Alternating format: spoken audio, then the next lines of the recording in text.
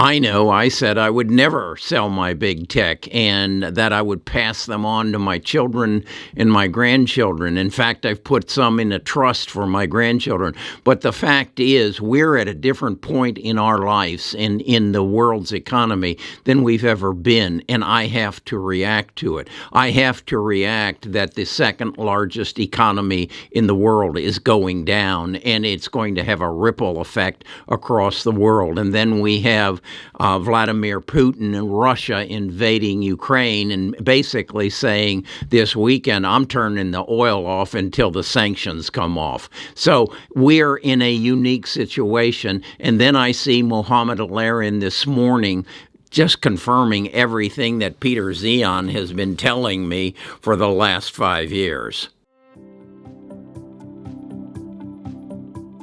Best of Us Investors presents Carrie Griegmeyer.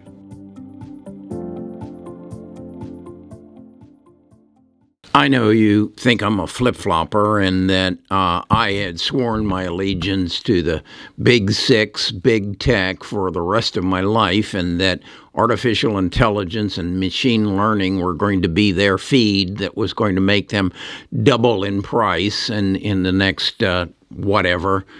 But the reality is the world changes every day, and they react to it. Hell, Amazon is laying off 100,000 people. I can't ignore that. Here in this city, I drive by a distribution center that is less than 2 years old, and there's nobody in the parking lot except their delivery vans. They're not delivering goods. Is that because they're not getting goods?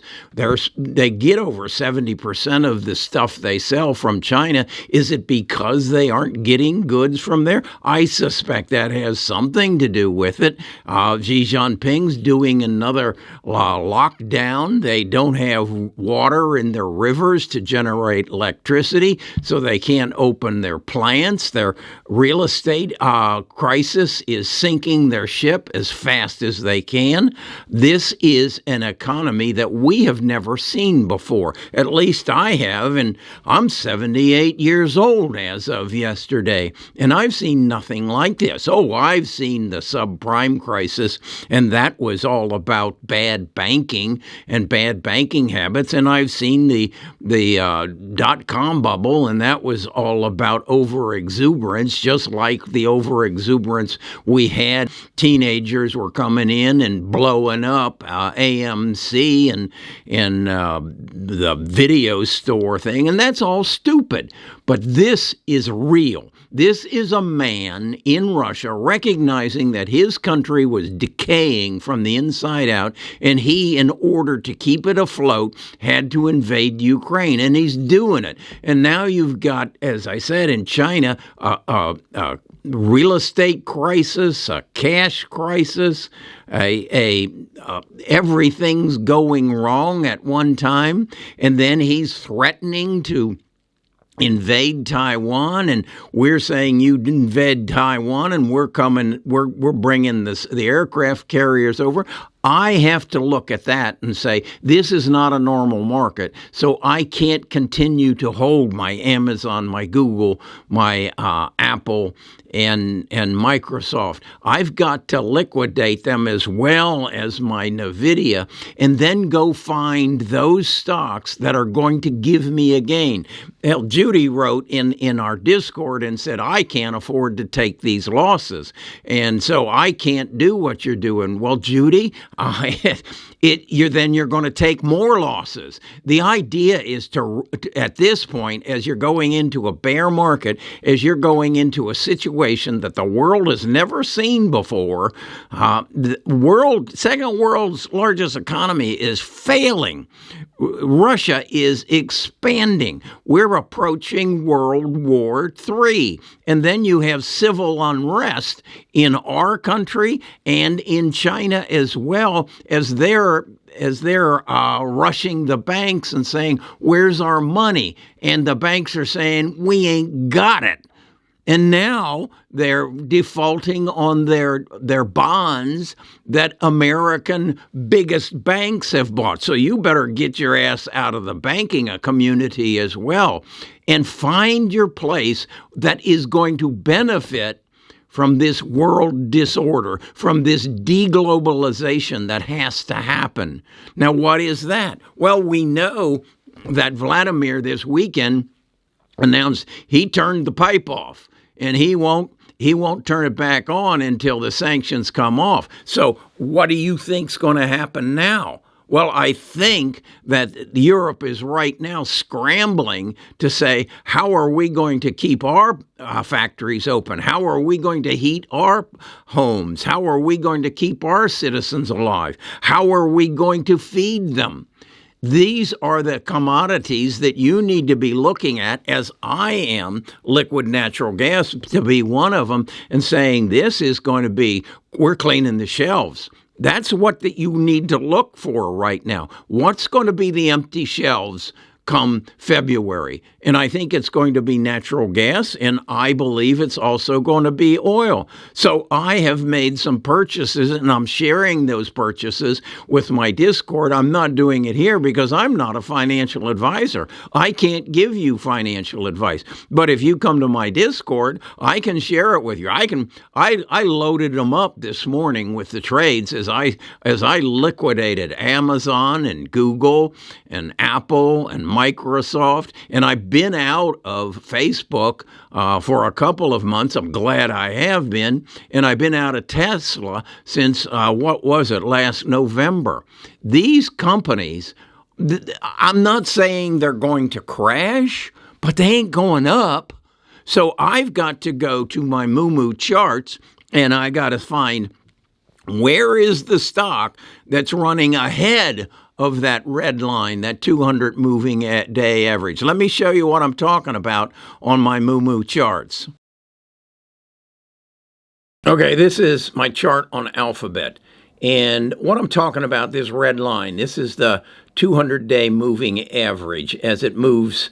And this goes back to April of 2019. And you can see that their price was running ahead of the 200-day moving average until it got up here in January of 2022, and it dove, and it's under it. So this is the trend. This is the trend that Google is on. And as you can see, it's sideways, but it's up and down. And I don't want to play this game. I don't want to be in Google until the world decides, hey, that's where I want to be again. Here's Meta. This is Facebook. Look how far down it is from that red line. I don't want to be there. Even Amazon. You can see it came up and it touched the red line, but it resisted it, which basically said, we aren't getting into an upward trend. We rejected it. Now let's look at one of the stocks that I'm pretty high on right now, and that I'm buying. This is Cheniere Energy. It's the LNG, liquid natural gas. Can you see what I'm talking about there? That's on a trajectory up. That's the trajectory that my tech stocks were on in 2020, in 2019. But this is where I want to go. Let me then also show you Occidental Petroleum. It's separating itself from that red line. So it's on a trajectory up. Yeah, it's down today, but it's kind of like a football team. I like college football. Would you say that Alabama is on a trajectory up? Yeah, I would. Wouldn't say so much for Notre Dame. They got beat. But you want to pick the stocks that are, and then ask yourself, why is it going up? Well, it's going up because there is a oil and gas shortage in Europe right now, and they're emptying the shelves. Okay, when they empty the shelves, the price goes up. Okay, that's how I want to look at it. Here's another play. This is Lockheed Martin. They make missiles over in Arkansas. I just saw it on a Sunday morning show that they're making them as fast as they can to send to Ukraine to fight off Russia. So I see this, as I said, we saw Amazon touched and rebounded off. That's exactly what happened right there. That was on July the 27th. Touched and went off. Am I going to load up on this? No, I'm going to buy some, but then I'm going to watch it. That's how I want to approach this new time in history. We've never been here before. We have never had a country threatening World War III, Russia, and another country, the second largest economy in the world, failing, China. So I want to get in the trajectory going up. I want to get in the stocks that are reacting positively or have a positive trend relative to what's going on in the world. As you can see, this is getting serious. This is getting serious, not from a point of making money, but staying afloat. I want to reiterate, once this is cleared, once the dust settles, I'll be back in Amazon, Google, Microsoft, Facebook, NVIDIA, probably not Tesla, because I don't think Tesla's going to make it through it. They got just too damn much bet on China.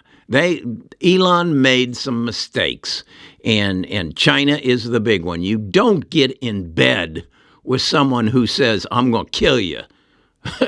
And that's what Xi Jinping says. I'm going to bury you before 2040. Well, it ain't going to happen. I don't believe it's going to happen. Now, if you do, you stay where you're at and you run with the cows you want to run with. But I got to get in cash, and then I got to find the places to put it. And I'm going to the carbon. I'm going to Occidental Petroleum, and I'm looking at a couple other oil-type companies who are making efforts or have made some efforts in the natural gas field. I'm also going towards defense. I'm going to probably buy some Lockheed Martin. We're going to have to defend ourselves from someone in the very near future. And that may be, it may not be weapons, but we will build those weapons in case it is. And so that's where I'm going. I'm looking at the defense stocks. I want your help, though. I want you to come to my Discord. I want you to come to my Friday Stock Talks. Won't be there this Friday, going to be in Orlando at FinCon.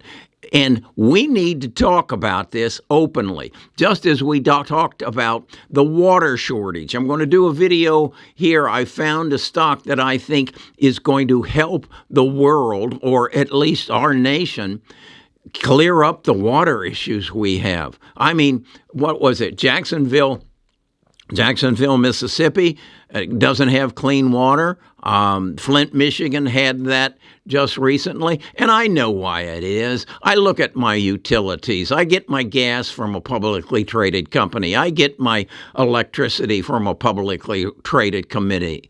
But I get my water and sewage from a committee, a water board that is selected by the people who are in, I guess, the mayors and the city council, and it's corrupt. I mean, it went bankrupt several years ago, and that's what's happening in Jackson, Mississippi, and that's what happened in Flint, Michigan. If you put politicians in charge of a business, the only thing you can be sure of is they're going to screw it up, because they're going to be filling their pockets and their brother-in-law's pockets with your money, which comes in regularly every month. So let's don't be surprised about what happened. Let's pay attention to what's happening and then make good investment decisions based upon what happens. This is not that difficult.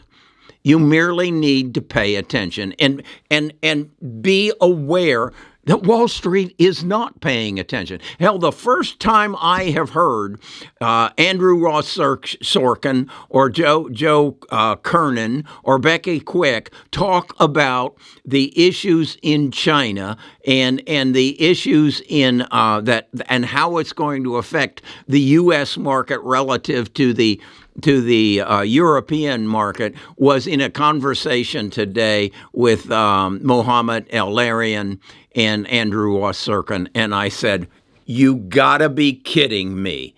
That I've been talking about this for almost a year now. Okay, I'll keep talking about it. As I said, I'm going to the FinCon down in Orlando, but I'll keep talking at you every morning.